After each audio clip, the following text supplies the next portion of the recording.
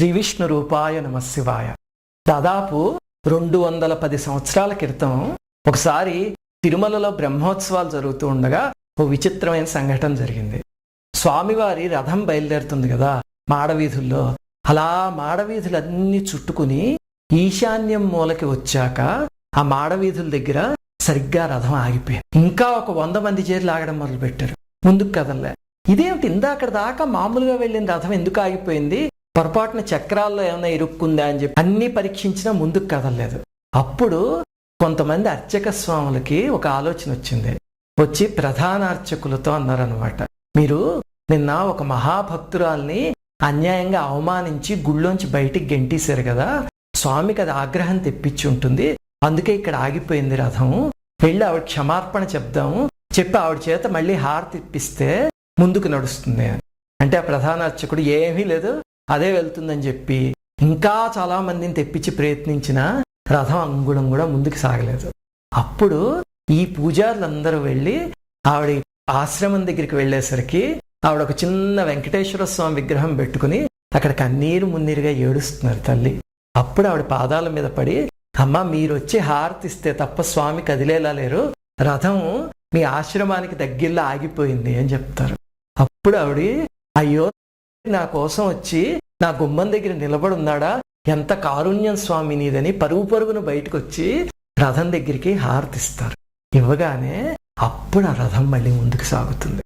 అలాగా ఆవిడ్ని అవమానించారని చెప్పి రథాన్ని కూడా ముందుకు సాగనివ్వకుండా వెంకటేశ్వర స్వామి భీష్మించు కూర్చున్నారంటే ఆ భక్తురాల మీద స్వామికి ఎంత అవ్యాజమైన ప్రేమ ఉంటుందో అర్థమవుతోంది కదా. ఆవిడే తరిగొండ వెంగమాంబ గారు. ఈరోజు ఆ మహనీయురాలి చరిత్ర చెప్పుకుందాం. ఆవిడ 1730లో తరిగొండ అనే ఊళ్ళో పుట్టారు. పుట్టాక చిన్న వయస్సు నుంచి అపారమైన భక్తి, అలా కూర్చుని ధ్యానంలోకి వెళ్ళిపోతూ ఉండేవారు. ఆవిడికి చిన్నతనంలో వెంకటేశ్వర స్వామి ధ్యానంలో కనిపించి నేనే నీ భర్తని అని చెప్తారు. అప్పటి నుంచి ఆవిడికి వెంకటేశ్వర స్వామి నా భర్త, నేను ఆయన భార్యని అని నమ్మకం అనమాట. ఇంకా అలా అంటూ ఉంటే చుట్టుపక్కల ఉన్న జనాలందరూ ఈవిడికి మతి చెలించిందేమో అనుకునేవారు. సూటిపోటు మాటలతో బాధ పెట్టేవారు అనమాట. అప్పుడు వాళ్ళ తల్లిదండ్రులు ఏదో ఒకటి చెయ్యాలని చెప్పి బలవంతంగా ఆవిడికి ఒక కుర్రవాడిని ఇచ్చి పెళ్లి చేసేస్తారు చిన్న వయసులోనే. యుక్త వయస్సు వచ్చేసరికి ఆవిడ్ని తాకకుండా భర్త చనిపోతాడు. ఆవిడ పట్టించుకోరు, ఎందుకంటే ఆవిడ దృష్టిలో వెంకటేశ్వర స్వామికి భార్య అంతే. ఈ లౌకికమైన బంధాలు కాకుండా అలౌకికమైన బంధంతో ముడిపడిన తల్లి ఆవిడ. దాంతో ఆవిడ పట్టించుకోరు. కానీ భర్త చనిపోయాడు కదా, ఇప్పుడు ఆవిడ విధవ, ఈ పువ్వులు బొట్టు గాజులు తాళి అవన్నీ తీసేయాలి అని చెప్పి జనాలందరూ దాడికి వస్తారు. ఆవిడ అంటారు, నేను వెంకటేశ్వర స్వామికి భార్యని, నా భర్త శాశ్వతుడు నిత్యుడు, ఆయనకి అంతం ఎక్కడుంది, అందుకని నేను ఇవెందుకు తీయనండి. ఆ ఘర్షణలో పాపం ఆవిడ్ని ఎంత చిత్రవధ చేశారో జనాలు. అప్పుడు ఆవిడ తండ్రి నిలబడి ఏం చేస్తారంటే ఒక సద్గురువు దగ్గరికి తీసుకువెళ్ళి, అమ్మ నువ్వు ఇవేవి పట్టించుకోకు, ఆయన మంత్రం ఇస్తారు, ఆ మంత్రాన్ని శ్రద్ధగా చెయ్యి అని చెప్తారు. అప్పుడు ఆవిడికి నారసింహ మంత్రం దొరుకుతుంది. అది కొన్ని కోట్ల జపం చేస్తుంది ఆ తల్లి, తపస్సు చేస్తారు కూర్చుని. చేసేసరికి ఇంకా అద్భుతమైన దివ్యశక్తి వచ్చేస్తుంది ఆవిడలో. కానీ జనాలు ఊరుకోరు కదా. ఆ తరిగొండ గ్రామంలోనే కొంతమంది పెద్దలు ఉండేవారు, ఛాందసవాదు. వాళ్ళు శాస్త్రం తీసుకొచ్చి, శాస్త్రంలో భర్త చనిపోయిన విధవరాలు ఈ సుమంగళి చిహ్నాలేవి ధరించడానికి వీల్లేదు, ముందు ఆవిడకి అవన్నీ తీసేయాలి, ఆవిడ గుండు కొట్టేయాలి, అలా చెప్పి చిత్రహింసలు పెట్టేశారు.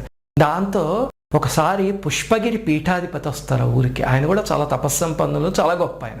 వచ్చేసరికి ఆయనతో చెప్తారనమాట, అని శాస్త్రాన్ని ఎదిరిస్తోంది, మా మాట వింటలేదు, ఎంత అహంకారము అని. అంటే ఆయన సరే అయితే పిలిపించండి మాట్లాడదాం అంటారు. ఆవిడ వస్తారు. వచ్చి పళ్ళు కొబ్బరికాయ అవన్నీ ఆయన ముందు పెట్టి వెళ్ళి పక్కన నించుంటారనమాట.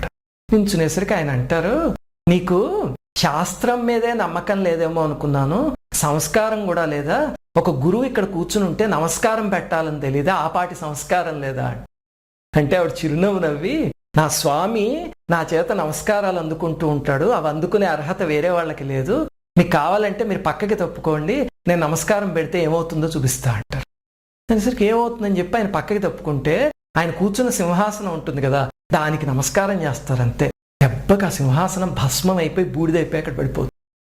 ఆయన అయ్య బాబోయ్ తల్లి నువ్వు సామాన్యురాలివి కాదు, అహంకారంతో నీ పట్ల అలా నేను మాట్లాడాను, నువ్వు చాలా గొప్ప స్థాయిలో ఉన్నదానివి అని చెప్పి అక్కడ ఆవిడని ఎదిరిస్తున్న పెద్దలు పండితులు ఉన్నారు కదా, వాళ్ళతో ఒరే బుద్ధిహీనులారా ఆవిడ జోలికి వెళ్ళకండ్రా, ఆవిడ మహా తపస్సంపన్నురాలు, దైవాంశ సంభూతురాలు, నరసింహస్వామి ఆవిడని కాపాడుతున్నారు, ఆవిడ జోలికి వెళ్ళారా జాగ్రత్త మాడిపోతారు అని చెప్తారు.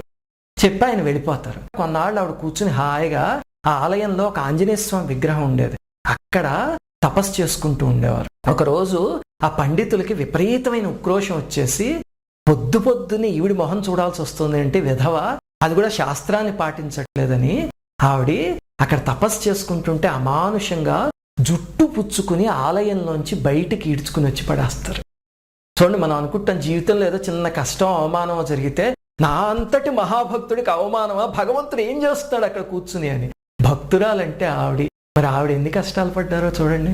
కానీ వాళ్ళ జీవిత చరిత్రలు ఎందుకు పనికి వస్తాయి అంటే అన్ని కష్టాలు పడినా సాధనలో మాత్రం అలా ఎదుగుతూ ఉన్నారు తప్ప ఎక్కడా పతనం అవ్వలే. అలాంటి చరిత్రలు చదివితే అలాంటి స్ఫూర్తి వస్తుంది. దాంతో వాళ్ళు ఏమంటారు, ఇంక నీ విధవ మొహం చూడలేకపోతున్నాం మేము, ఇక్కడి నుంచి వెళ్ళిపోయి ఊళ్ళో కనిపించకంటారు. అంటే సరేనని చెప్పి అప్పుడు ఆవిడ తిరుమలకు వచ్చి వస్తారనమాట. అంటే ఆ తల్లిని ఉంచుకునే అదృష్టం ఆ ఊరు వాళ్ళకి లేదు, అది వాళ్ళ దురదృష్టం. ఆవిడ అప్పుడు తిరుమల వచ్చేస్తారు. వచ్చాక కూడా పాపం తల్లికి తక్కువ కష్టాలు ఏం కలగలే, అక్కడ కూడా ఎవ్వరూ ఆశ్రయం ఇవ్వాల.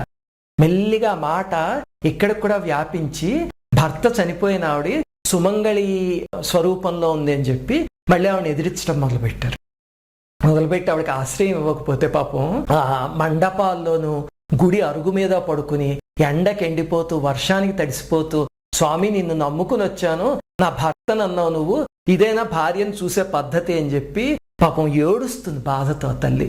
ఏడిస్తే అప్పుడు ఒకసారి వెంకటేశ్వర స్వామి ధ్యానంలో కనిపించి, నువ్వు ఇక్కడికి వచ్చావు నాకు సంతోషమే, కానీ ఇక్కడ నువ్వు ఉండాలి అంటే అనుమతి ఇవ్వాల్సింది నేను కాదు, నా హృదయంలో ఉంది కదా వ్యూహలక్ష్మి, లక్ష్మీదేవి, ఆవిడ అనుమతి ఇవ్వాలి, ఆవిడని ప్రార్థించు అంటారు. అసలు నిజంగా అయితే వెంగమాంబ గారు ఆ లక్ష్మీదేవి చేతిలో ఉన్న కమలం అంశతో జన్మించారు. అలాగనే స్వామి సంకల్పమే మరి లక్ష్మీదేవి సంకల్పం కదా, వాళ్ళిద్దరూ ఎప్పుడూ ఒకటే. మరి ఎందుకు అలా చెప్పారు చెప్పండి అంటే అక్కడ స్వామి గొప్పతనం చూడండి. భార్యకి భర్త ఎంత విలువ ఇవ్వాలి అనేది అక్కడ వెంకటేశ్వర స్వామి చూపించారు ఆచరణలోను. ఇప్పుడు ఆవిడ ఏ స్థానంలో వచ్చారు తిరుమలకి, వెంకటేశ్వర స్వామికి భార్య అనుకుని వచ్చారు, అంతే కదా వెంగమాంబ గారు. మరి ఆయన పెద్ద భార్య ఎవరు, లక్ష్మీదేవి. అప్పుడు ఆవిడికి గౌరవం ఇచ్చి ఆవిడ అనుమతి ఉంటే తప్ప ఆ ఇంట్లోకి రానివ్వను అని చెప్పారు. చూడండి, స్వామి కూడా భర్త పాటించాల్సిన మర్యాద ఎలా పాటించారు. అప్పుడు వెంగమాంబ గారు ఆ అలవేలు మంగమ్మని వేడుకుంటే అప్పుడు అమ్మవారు మహంతుకి కల్లో కనిపించి, ఈవిడికి ఈశాన్యం మూల ఒక ఆశ్రమం కట్టండి మాడవీధుల్లోనూ, కట్టి ప్రతిరోజు స్వామివారి పోటు నుంచి ఆహారం పంపించండి ఆవిడికి అన్నారు. స్వామివారి పోటు అంటే అక్కడ స్వామికి ప్రసాదాలు చేసే వంటశాల, అక్కడి నుంచి వెంగమాంబ గారికి రోజు ఆహారం వెళ్ళేది. అప్పుడు ఈశాన్యం మూల మాడవీధుల్లో ఆవిడకు ఒక ఆశ్రమాన్ని నిర్మింపజేశారు. ఎక్కడ అంటే ఇప్పుడు మనకి వెంగమాంబ అన్నప్రసాద నిలయం ఉంది కదా, అక్కడే ఆవిడ ఆశ్రమం ఉండేది, అందుకే అక్కడ కట్టారు అన్నప్రసాద నిలయం. ఆవిడకి అనిపించింది పెద్ద విగ్రహానికి తులసిమాల వేయచ్చు కదా, స్వామికి తులసి అంటే ప్రీతి కదా అని. అప్పుడు తిరుమలలోనే పాపనాశనానికి దగ్గరలో ఒక చోట ఒక పెద్ద తులసి తోటని పెంచడం మొదలు పెట్టారు. మరి తోటకి నీళ్లు కావాలి కదా, అందుకోసం ఒక పెద్ద బావి తవ్వించారు. అక్కడ తవ్విస్తే ఏమైంది, పాపం ఈ భక్తులందరూ వచ్చి తవ్వారు. తీరా ఒక వరకు తవ్వేసరికి పెద్ద బండ పడింది, బావిలో పడి నీళ్ళు లేవు. లేకపోతే తల్లి ఇలా బండ పడింది, ఇప్పుడు ఆ బండని పగలగొట్టాలంటే మానవ మాత్రుల తరం కాదు కదా, దాంతో ఏం చేయాలి అన్నారు. అంటే ఆవిడ ఏమీ పర్లేదని చెప్పి ఆ బావిలోకి దిగి ఆ బండ మీద కూర్చుని పరమేశ్వరుణ్ణి ధ్యానించారు. ఆవిడ దగ్గర ఇంకో గొప్పతనం ఏమిటంటే శివకేశవుల అభేదం. పరమేశ్వరుడి మీద కీర్తనలు రాశారు, నారాయణమూర్తి మీద రాశారు. ఆ అభేదాన్ని పాటించిన మహాభక్తురాలు ఆవిడ. అప్పుడు పరమేశ్వరుడి మీద ఒక కీర్తన రాసి, స్వామి నీ గంగని కిందకి దింపు, నువ్వు ఏం చూస్తున్నావు ఇక్కడ, దింపితే తులసి తోటని పెంచుతాను అని చెప్పి ఆ కీర్తన పాడి బయటకు వచ్చి రేపు ఉదయానికి స్వామి పంపిస్తారు గంగమ్మని అంటారు. అంతే, రేపు ఉదయం దాకా పట్టదు, ఆ రాయి పేలిపోయి దాని అంతటది గంగ ఉవ్వెత్తున బయటకు వస్తుంది. ఆ బావి ఇప్పటికీ తిరుమలలో ఉంది.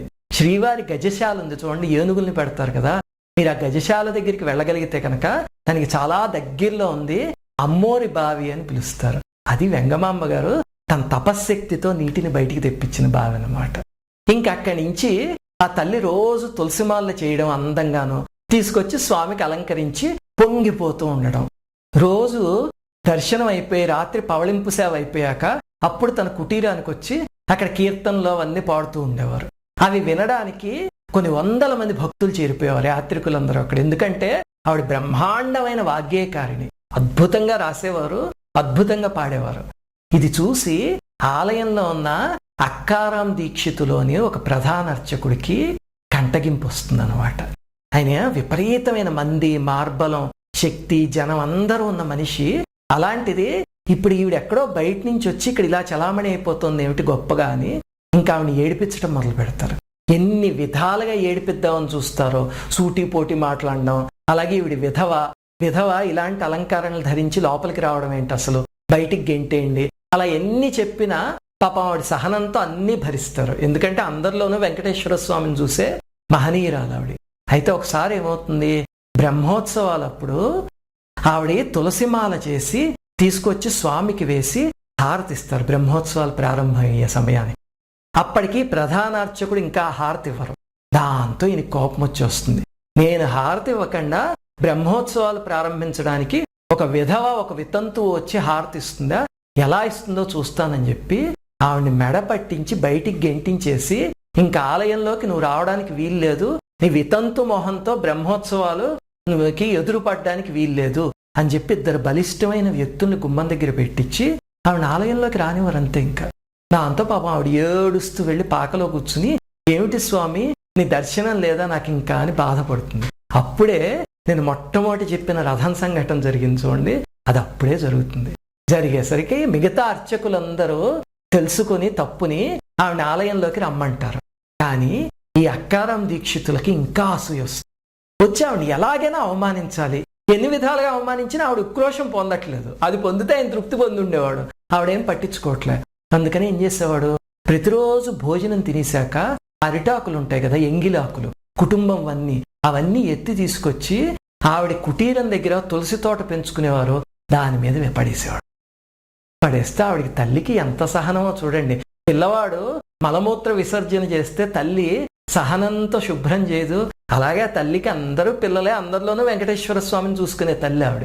దాంతో ఆవిడ ఏం చేసేవారు, ఆకులన్నీ సహనంతో ఎత్తి అవతల పాడేసి నీళ్లు తీసుకొచ్చి ఆ తులసి మొక్కలన్నీ కడిగేవారు. ఎందుకంటే ఎంగిలి పడ్డాయి కదా, మళ్ళీ స్వామికి ఎలా అర్చన చేస్తాం తులసి దళాలతో. అంత సహనంతో కొన్ని నెలల పాటు భరించారు ఆ తల్లి. ఒకసారి ఈయన ఏం చేస్తాడు, అక్కారాం దీక్షితులు వీళ్ళింటికి బంధువులందరూ వచ్చి ఒక అన్న సంతర్పణ జరుగుతుంది. జరిగితే అది అయ్యాక అన్ని ఆకులు తీసుకొచ్చి ఆవిడ ఆశ్రమం మీద పడేస్తారు. పాపం ఆవిడ ఆ అరుగు మీద కూర్చుని స్వామి గురించి ధ్యానం చేసుకుంటూ ఉంటుంది. ఆ ఎంగిలి ఆకులు ఎగిరి వచ్చి ఆవిడ మొహానికి తగులుతాయి. అప్పుడు కళ్ళు తెరిచి చూసి ఇన్నాళ్ళు రాని ఆవిడికి ఒక్కసారి ఆగ్రహం వస్తుంది. అంటే స్వామి తెప్పిస్తారనమాట.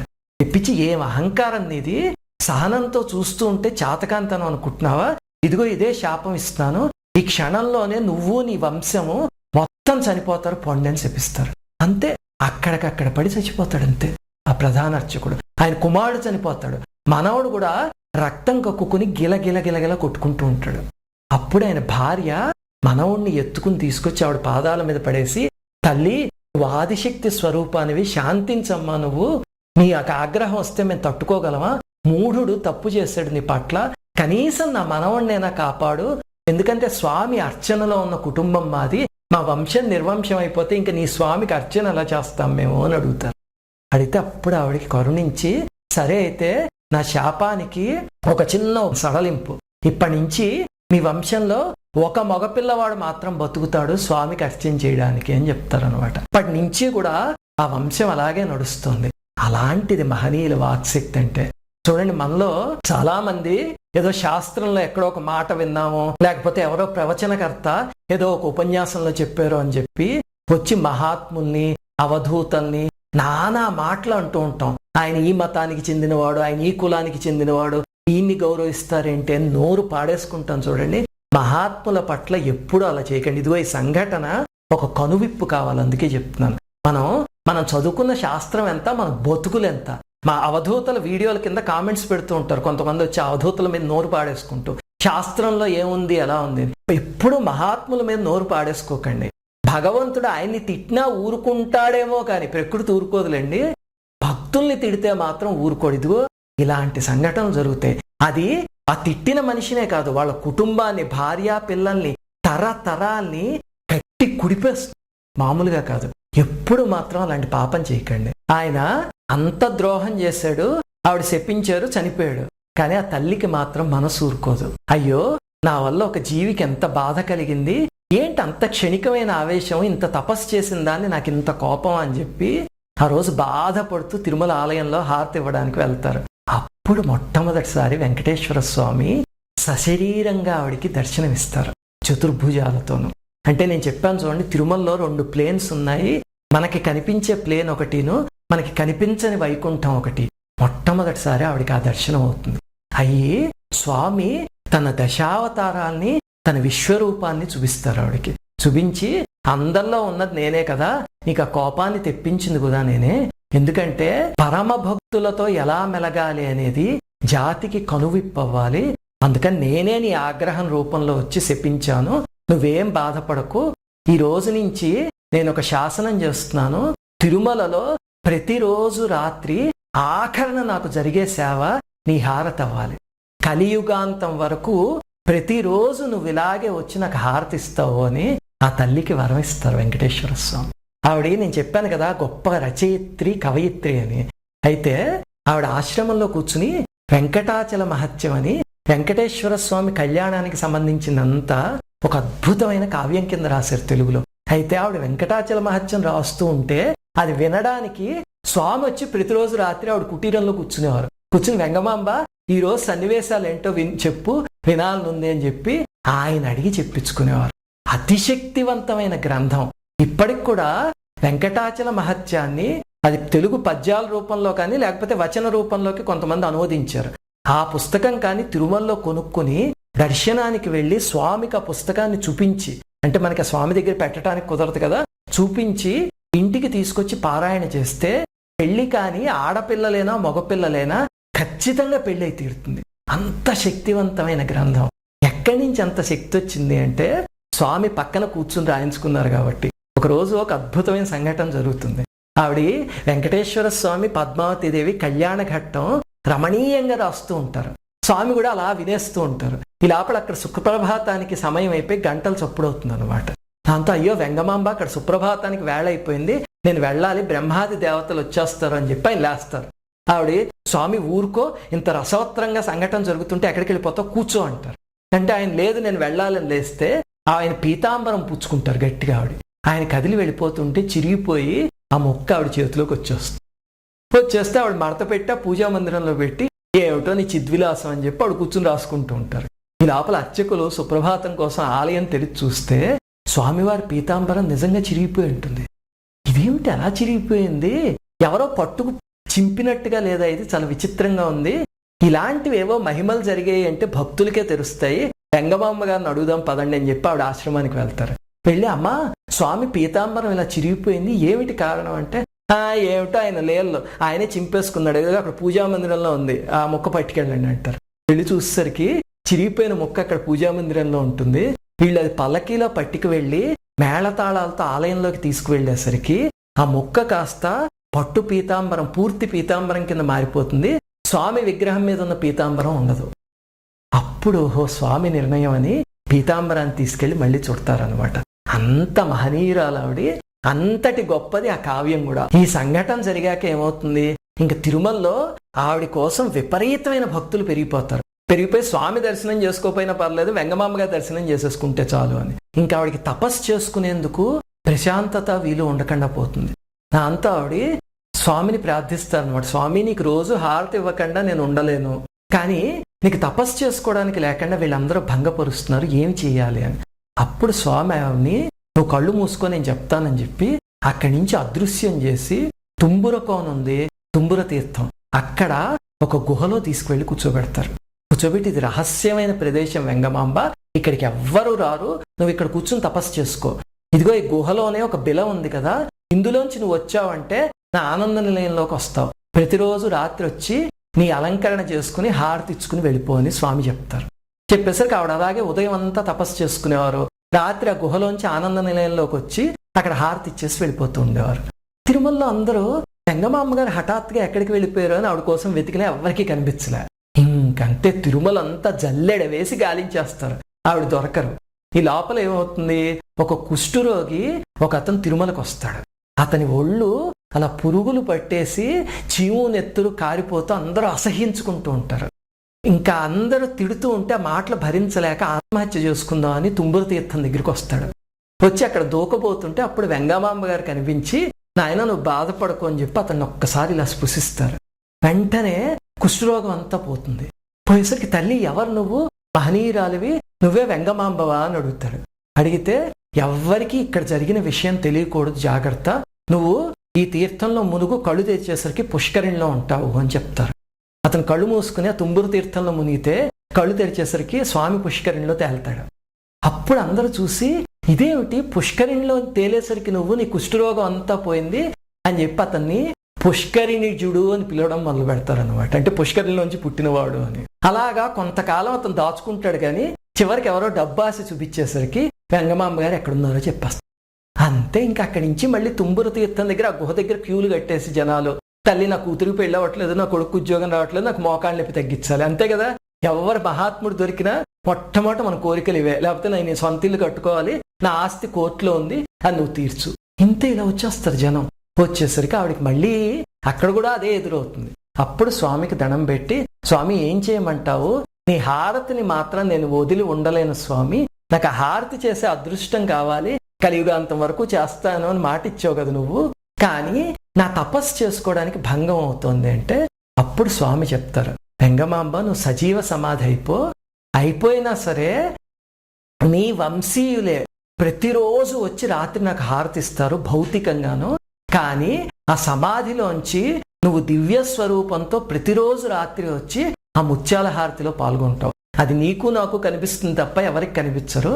అంటే అక్కడ నీ వంశీయులు నీ బదులు నిలబడి ఉంటారు, కానీ హారతి ఇచ్చేది నువ్వే, స్వీకరించేది నేనే అని స్వామి వరం ఇస్తారు. ఆవిడికి పిల్లలు లేరు కదా, దత్తత తీసుకుంటారు. తీసుకుని ఆవిడ చేత నువ్వు రోజు ఇలా హారతి ఇవ్వాలి, నీ వంశీయులు ఇలా ఇస్తూ ఉండాలి అని చెప్పి ఏర్పాటు చేసి అప్పుడు ఈ తల్లి జీవ సమాధిలోకి వెళ్ళిపోతారు. ఆ వెంగమాంబ గారి జీవ సమాధి ఎక్కడుందంటే, మనం వరాహస్వామి ఆలయానికి వెళ్తాం కదా, అక్కడ నిలబడి చూస్తే ఇలా మెట్లు కనిపిస్తాయి పక్కన. ఆ మెట్లు ఎక్కి పైకి వెళ్తే అక్కడ వరాహస్వామి కాటేజెస్ అవి ఉంటాయి కదా, అక్కడ ఒక స్కూల్ ఉంది. ఆ స్కూల్ మధ్యలో ఉంది ఆవిడ జీవ సమాధి. తన దివ్య శక్తితో రోజు లోపల నుంచి బయటకు వచ్చి స్వామికి హారతి ఇస్తున్నారు అంటే ఆ బృందావనం అంటే ఆ సమాధి ఎంత శక్తివంతమైనదో అర్థమవుతుంది కదా. కానీ మనం సామాన్యంగా తిరుమల వెళ్ళినప్పుడు ఇలాంటివి చూడకుండా వచ్చేస్తూ ఉంటాం. అందుకని ఈసారి తిరుమల వెళ్తే తప్పకుండా వెంగమాంబ గారి బృందావనానికి వెళ్ళిరండి. ఈ వీడియో ముగించే ముందు ఒక ముఖ్యమైన విషయం చెప్పాలి. మనం ఇందులోంచి నేర్చుకోవాల్సింది ఏమిటి చెప్పండి? ఏనాడు కూడా వితంతువులు అనే వాళ్ళని అగౌరవంగా చూడకండి. మనకి సమాజంలో అది వేళ్ళూనికి పోయింది అన్యాయం.